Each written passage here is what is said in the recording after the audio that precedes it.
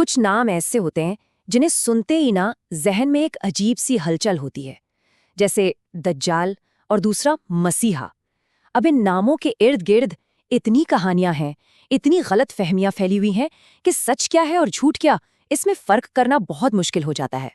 तो सवाल ये उठता है कि क्या ये दोनों असल में एक ही है, एक ही शख्सियत के दो अलग अलग चेहरे, या फिर कहानी कुछ और ही है? चलिए आज इसी सदियों पुरानी गुत्थी को सुलझाने की कोशिश करते हैं। देखिए हम कैसे आगे बढ़ेंगे। पहले तो सवाल को समझेंगे, फिर दज्जाल और मसीहा दोनों की भविष्यवाणियों को जानेंगे।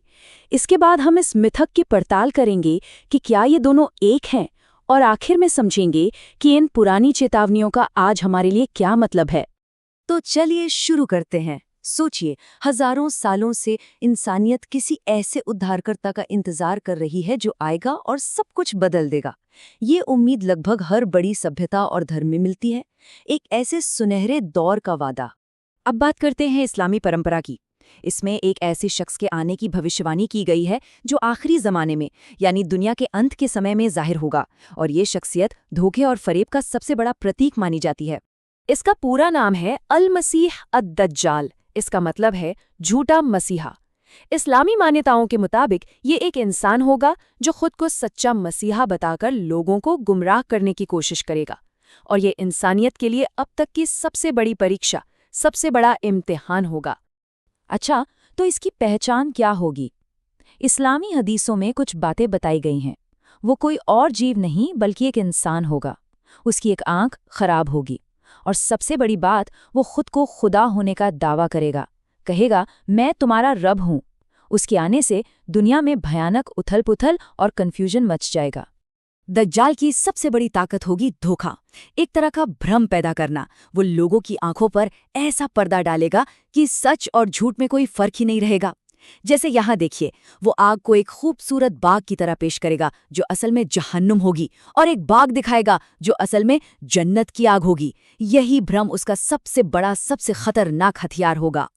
चलिए अब सिक्के का दूसरा पहलू देखते हैं। यहूदी परंपरा की तरफ चलते हैं और उनके मसीहा के कॉन्सेप्ट को समझते हैं।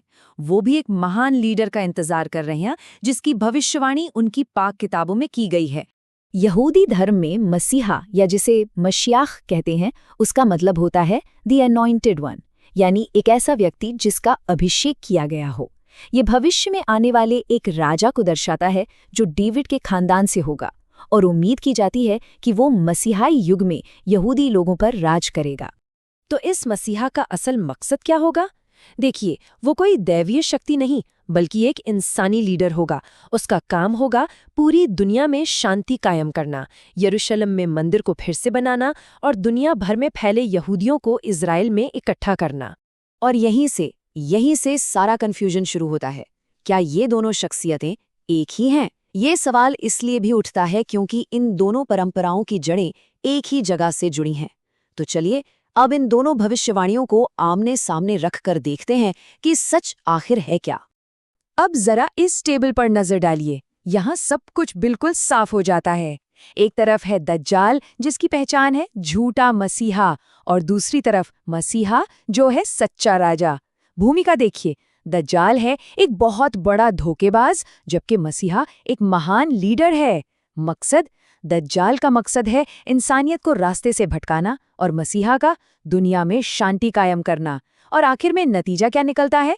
दज्जाल लाता है तबाही और इम्तिहान, और मसीहा लाता है छुटकारा और सुकून। मतलब जमीन आसमान का फर्क है। और ये रहा वो पॉइंट जो सारी गलतफहमियों को जड़ से खत्म कर देता है। सच ये है कि दज्जाल नाम की कोई शख्सियत यहूदी भविष्यवाणियों में है ही नहीं। ये कॉन्सेप्ट सिर्फ और सिर्फ इस्लामी धर्मशास्त्र का हिस्सा है। एक कहावत है ना कि एक का हीरो दूसरे का विलेन होता है। ये बात कई मामलों में सही हो सकती है, पर यहाँ ये फिट नहीं बैठती। क्यों? क्योंकि ये दो अलग अलग नजरियों का टकराव नहीं है। ये तो एक ऐसी सिचुएशन है जहाँ एक पक्ष दूसरे पक्ष की शख्सियत को मानता ही नहीं है, उसके बारे में जानता ही नहीं है। तो फिर सवाल ये है कि इन हजारों साल पुरानी भविष्यवाणियों का आज की दुनिया में क्या मतलब है? क्या ये सिर्फ पुरानी कहानियां हैं? नहीं, असल में इनमें एक ऐसी चेतावनी छिपी है जो आज भी उतनी ही जरूरी है। हम दज्जाल के कॉन्सेप्ट को आज के दौर में एक प्रतीक की तरह देख सकते हैं।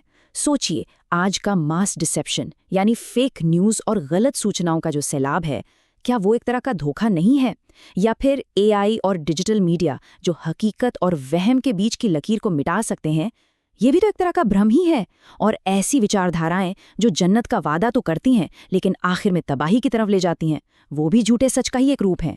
और दिलचस्प बात यह है कि झूठे लीडरों और धोखे से बचने की ये चेतावनी लगभग हर बड़े धर्म में मिलती है, और इससे लड़ने के जो तरीके हैं वो भी हमेशा से एक जैसे रहे हैं।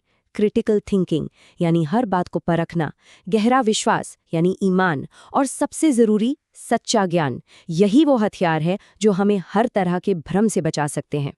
और आखिर में सबसे ज़रूरी बात, दज्जाल का सबसे बड़ा हथियार उसकी कोई जादुई ताकत नहीं है, बल्कि वो कन्फ्यूजन है जो हमारे अंदर होता है।